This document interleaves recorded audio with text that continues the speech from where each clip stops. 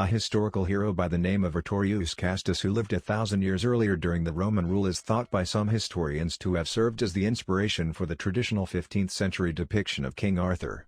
By the year 300 AD, the Roman Empire had spread from Arabia to Britain, but the Romans remained unsatisfied and launched an attack on the strong Sarmatians to the east, according to a voiceover by Lancelot at the beginning of the movie. There were very few Sarmatian cavalry left at the end of the fourth day of fierce combat. They had impressed the Romans with their valor, so they saved their deaths under two conditions: first, they would be enlisted in the Roman military, and second, their children would likewise be forced to duty. As a result, Lancelot was enlisted in the army in 452 AD as young Arthur was being prepared to succeed his father as the head of the Sarmatian Knights. Prior to going to Rome to propagate his message of decision on their own and freedom, which the Pope regarded as blasphemous, the priest Pelagius had become the boy's adored guardian because his father was frequently absent. South of Hadrian's Wall, the Arthurian Knights have completed their 15 years of service in Roman Britain. The story shifts to 467 AD, when Arthur and the surviving knights ride out to meet Bishop Germanius and his Roman escort, who are there to give their travel authorization documents for the entire Roman Empire. The bishop's escort is attacked by Merlin's woads, but the knights arrive just in time to turn the tables on them. They eventually make their way back to the Hadrian's Wall garrison, but not before Arthur, under Merlin's watchful eye in the trees, unexpectedly spares the life of a woad. Germanius is invited to stay in Arthur's quarters to rest. While there, Germanius finds a disc of Arthur's that shows Pelagius and breaks it by mockingly tossing it to the ground.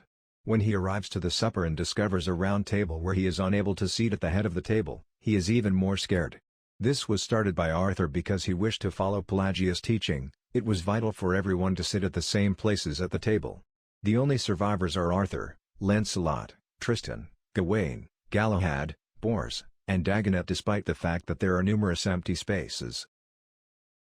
The bishop first enrages the knights by telling them that the Romans would soon depart from Britain and that a big Saxon army had arrived and would probably capture the country. Then he removes the group so that he can speak with Arthur alone and explain the complex circumstances surrounding his visit. The Saxons were posing a threat to the family of Marius Honorius, particularly to his son Alecto, who was the Pope's favored godson and student, and a prospective heir to the Pope, and whom they intended to seize. Rome has given Arthur and his soldiers instructions to execute a rescue before their freedom papers are delivered. Due to the fact that they would have to travel north of Hadrian's Wall, Arthur is enraged on behalf of his fellow knights at this betrayal of their freedom.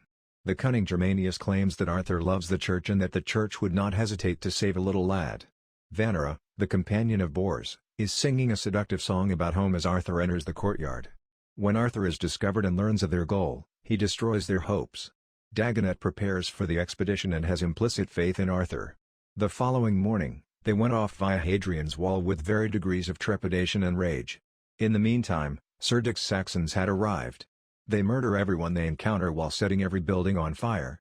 A spy for the woad joins them and informs them of the influential Roman family.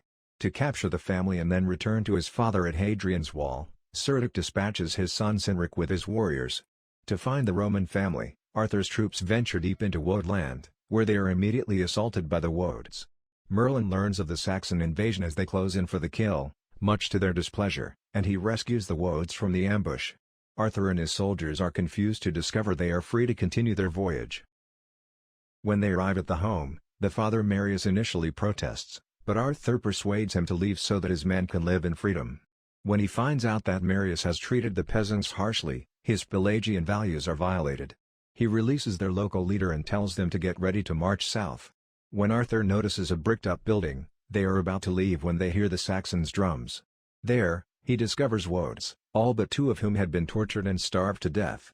He saves Guinevere and a little boy who were still alive and leads them on their journey to safety from the Saxons.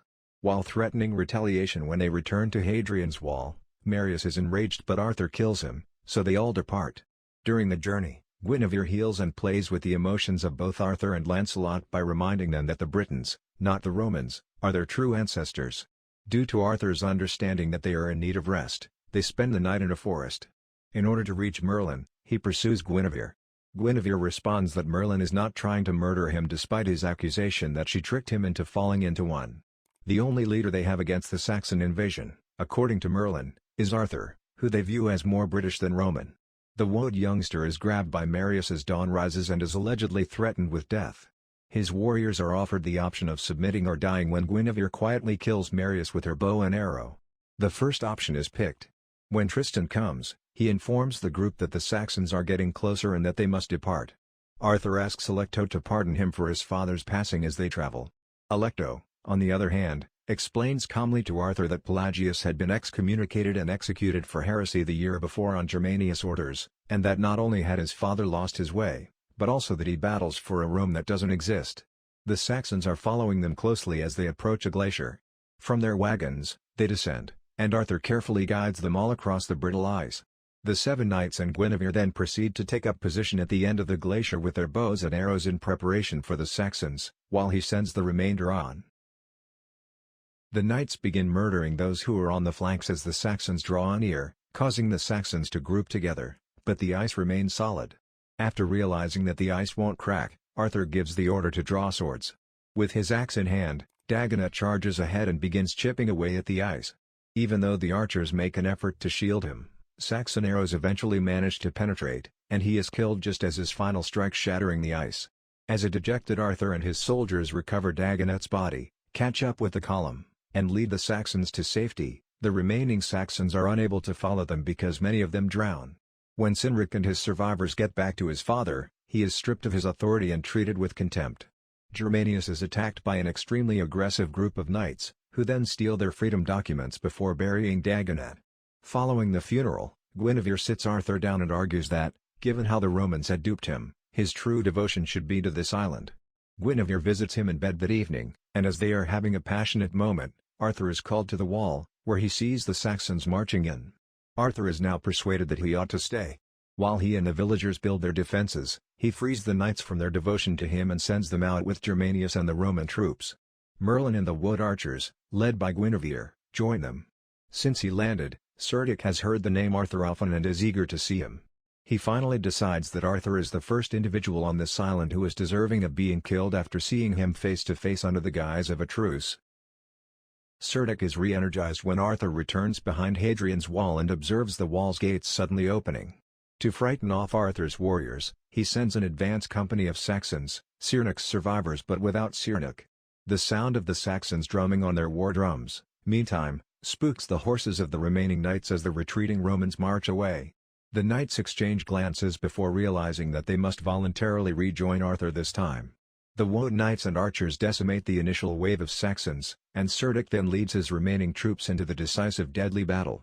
Merlin sends in the large siege engines this time to help Arthur. Cerdic deliberately kills Tristan in front of Arthur, who charges Cerdic. They battle to the death, Cerdic's death. Lancelot and Cyrnic kill each other. At the location now known as Badon's Hill, the Saxons are completely destroyed. The survivors, Gawain, Galahad, and Bors, support Arthur despite his anguish over Lancelot's passing and his claims that he let them all down. To the delight and encouragement of woads and knights alike, Merlin marries Arthur and Guinevere in the film's concluding scene, and Arthur is crowned king. Well, that's all for today's video. We hope you enjoyed it, and please support us by subscribe to the channel and click on the bell icon to get notification for new videos every we post.